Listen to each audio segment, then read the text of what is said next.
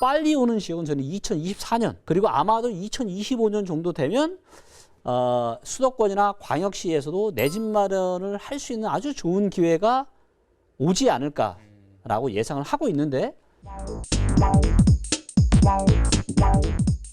이번엔 내 집 마련 기회는 언제 올까? 리치고 김기원 대표님 모시고 이야기 나눠보겠습니다. 아무튼 뭐 집값이 이제 떨어지고 있다고 하지만 또 무주택자 입장에서 어쨌든 불안한 거는 뭐 마찬가지일 거 아니에요. 그래서 네. 또 언제 오를 거라는 또 불안감도 좀 있을 테고. 네. 지금은 좀 무주택자들이 어떤 좀 스탠드를 갖고 있는 게 좋을까? 네. 지금 무주택자분들은 너무나도 편안한 마음으로 지금 그냥 은행 적금을 네. 꼬박꼬박 이렇게 좀 오히려, 하시면 네. 될 것 같고요. 이게 기회가 저는 지방에서부터 좀 빨리 올 거라고 보고 있는데 네네. 예를 들면 이제 전북을 한번 보겠습니다. 제가 두 군데를 보여드릴 텐데 전북하고 충남을 보여드릴 텐데 자 전북이 보면은 2012년부터 2019년까지 거의 가격이 오른 게 없어요. 평당 한 450에서 한 500 정도. 비싸봐야 550 정도. 그죠? 네. 그래서 요 정도 하고 좀 올랐다가 600 한 7, 80까지 올랐다가 다시 지금 떨어지고 있어요. 자, 여기서 조금만 더 떨어지면 어떻게 된다? 이제 평당 500까지 떨어지는 겁니다. 평당 500이면요. 14, 15, 16년 가격이에요. 제가 이제 2019년 말 2020년 초부터 제가 말씀드렸던 게 수도권은 고평가됐고 광역시도 고평가되고 지방을 사라. 저평가된 지방이 유력하다라고 제가 말씀드렸고 그래서 지방이 2020년 초중반부터 바닥치고 올랐는데 지금 분위기가 안 좋아지다 보니까 같이 덩달아서 떨어지고 있거든요.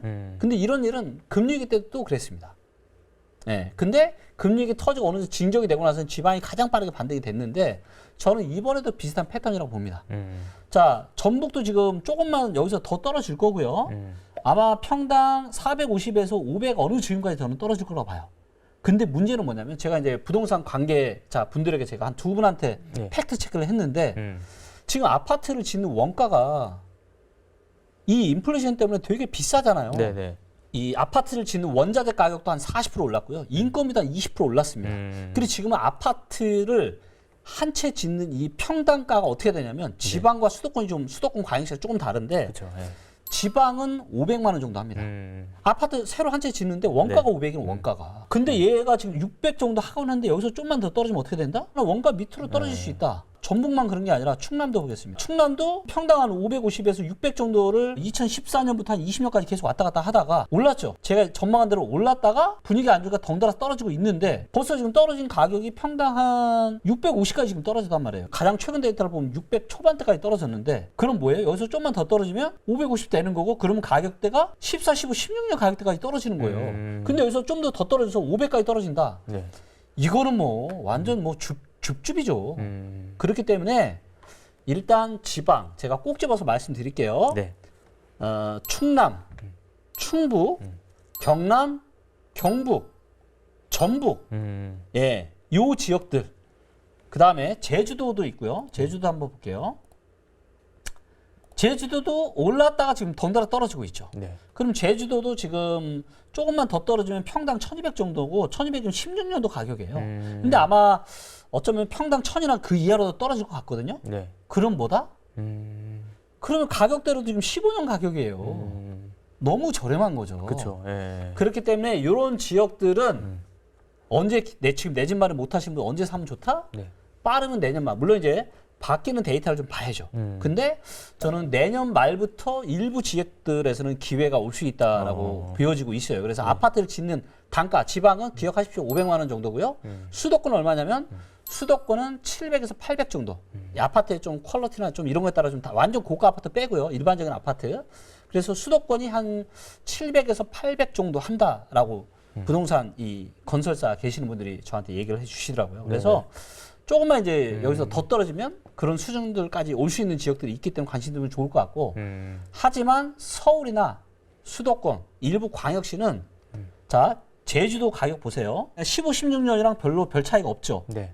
근데 경기도를 보면 경기도 15, 16년 어디예요? 평당 900입니다. 900, 1000이에요. 근데 지금 좀 떨어졌지만 여전히 한 1400 정도 됩니다.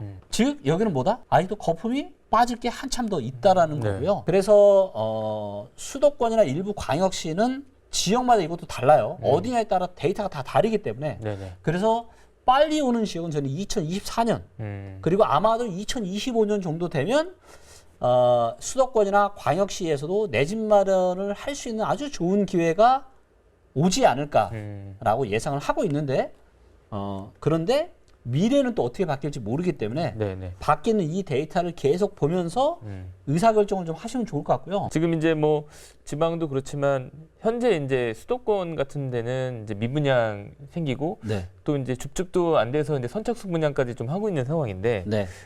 좀 이럴 때 내가 이 미분양 지역이라도 좀 들어가는 게 기회가 될까 이런 고민도 좀 하실 것 같아요. 네. 좀 기다리기 좀 어려우신 분들은 그렇죠. 좀 어떻게 볼 수 있을까요? 투자 격언 중에 이런 게 있죠. 떨어지는 칼날을 잡지 마라.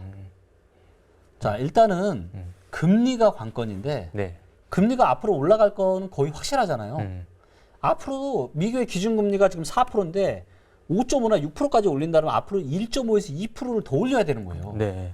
그럼 한국도 어떻게 되겠어요? 한국 기준금리도 따라가겠죠. 비슷하게 올라가겠죠. 네. 그러면 대출 받기 더 어렵겠죠. 그리고 물가가 지금 한전도 난리잖아요. 한전이 적자가 30조예요. 민간 기업이었으면요. 회사채 발행해도 절대 팔리지도 않았으면 그냥 공기업이라고 생각을 하니까 이런 건데 근데 지금 한전도 돈이 잘 안 모이잖아요. 전기요금 올해도 지금 몇 번 올렸죠? 내년에 무조건 올려야 돼요. 지금 민영화 얘기도 나오고 안 그러면 이제 한전 망할 수 있어요. 그럼 더 큰일 나는 거죠. 네네. 그렇기 때문에 저는 지금의 이런 물가 어떤 상승의 이런 흐름이 그냥 뭐 금방 일시적으로 저는 끝날 거라고 생각하지 않거든요. 전기는 세금이랑 똑같다고 생각합니다. 네.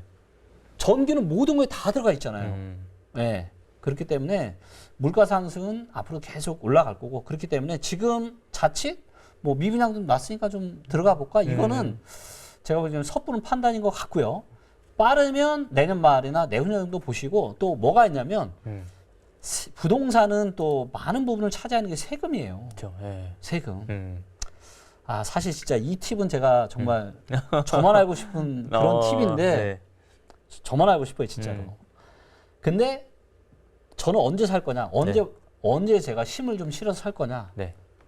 자, 정부가 계속 완화 정책을 하다가 마지막 강력한 카드로 뭘 꺼낼 거냐면 이 시기 지금부터 언제까지 사면 양도세 완전 비과세 해주겠다. 양도세 비과세. 예. 뭐 5년 동안 양도세 없다 뭐 이런 거. 아니요, 아예 면제인 거죠. 아예 면제. 예. 그러니까 예를 들어 2024년 뭐 6월부터 24년 12월까지 이때 사는 부동산에 대해서는 내가 양도세 물지 않겠다라고 이런 정책까지 나올 수 있거든요. 실제도 과거에도 나왔었고 네네네 있었어요. 그때가 가장 좋은 저는 기회가 될 거라고 생각합니다. 네, 그 진짜 정책- 저만 알고 싶은 팁이고요. 네, 기다리십시오, 네. 여러분들. 그 정책이 나오면 어쨌든 사야 될 시기가 왔다. 네. 이제 볼 수 있겠네요. 네. 네. 좀 이제 아까도 좀 말씀하셨지만 이게 바닥이 언제일지 모르겠지만 이제 바닥 이후에 나타날 좀 부동산 징후들 좀 한번 정리해 주시면 좋을 것 같아요. 네. 바닥의 근처가 되면은 빠르게 알 수 있는 신호가 뭐냐면 미분양이 빠르게 줄어들어요. 줄어든다. 그러니까 쌓였던 미분양이 3개월 연속 만약에 떨어진다. 네. 그리고 그 지역에 입주 물량이 앞으로 별로 없다. 이거는 그 지역이 턴어라운드 할 수 있다는 아주 강력한 신호입니다. 네, 실제로 이런 기법을 활용을 해서 저도 저점을 정확하게 맞춰서 저도 투자를 해본 적이 있고요. 네네. 그래서 미분양이 지금처럼 증가하는 시기가 아니라 미분양이 본격적으로 이제 한 3달 연속 감소를 한다. 예, 그러면 빠르게 여러분들이 좀 움직이시면 좀 좋을 것 같아요. 네. 미분양. 네. 또 혹시 뭐 좀 이런 신호가 오면 좀 집을 사는 게 좋겠다 또 있을까요? 어떤 신호가 있냐면 네. 거래량이 늘어납니다. 거래량.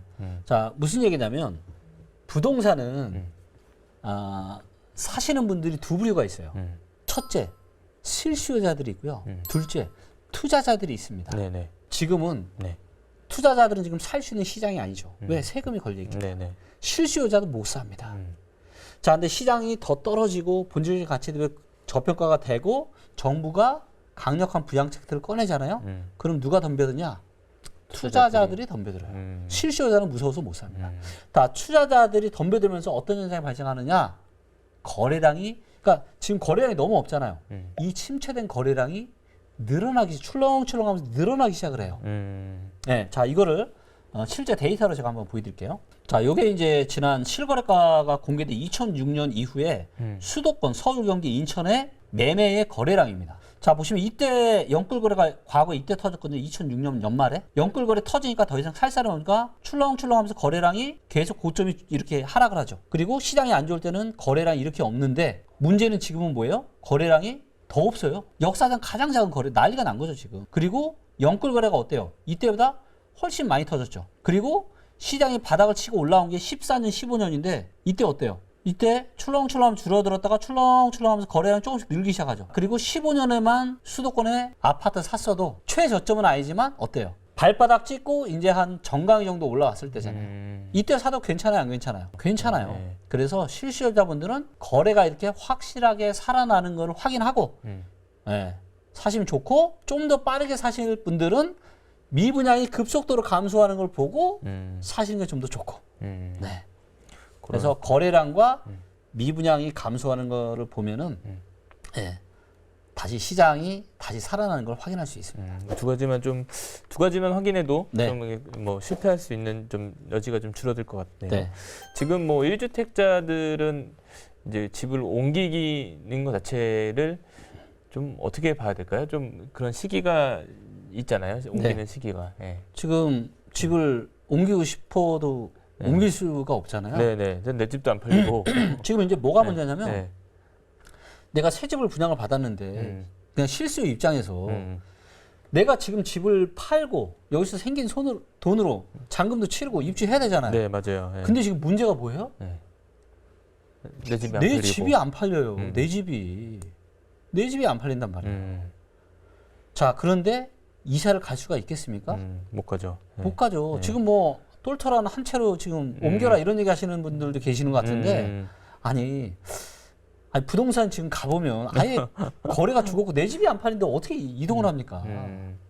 아예 할 수가 없어요. 그렇기 때문에 모든 건 제가 누누이 말씀드리지만 부동산 시장은 분위기 좋을 때 팔아야 되고 분위기 좋을 때 준비를 해야 됩니다. 이사도 그때 가야 되는 거고. 네. 한번 시장이 이렇게 꺾이면 어떻게 뭘 행동을 취할 수 있는 게 없어요. 마지막으로 좀 전월세 시장 좀 전망도 좀 해주시면 좋을 것 같아요. 네.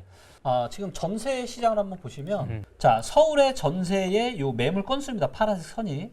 그리고 막대 그래프 거래량이에요. 근데 전세의 매물 건수가 어떻게 되죠? 계속 늘어나죠. 네. 계속 지금 7만 5천 건까지 늘어났고요. 9월달 기준으로 말씀드리면 5만 8천 건인데 전세 거래는 1만 6천 건밖에 안 됐어요. 즉 뭐예요? 이거는 전세가 공급이 수요보다 훨씬 더 많아지고 있다라는 거고 이런 흐름은 서울만 그런 게 아니에요.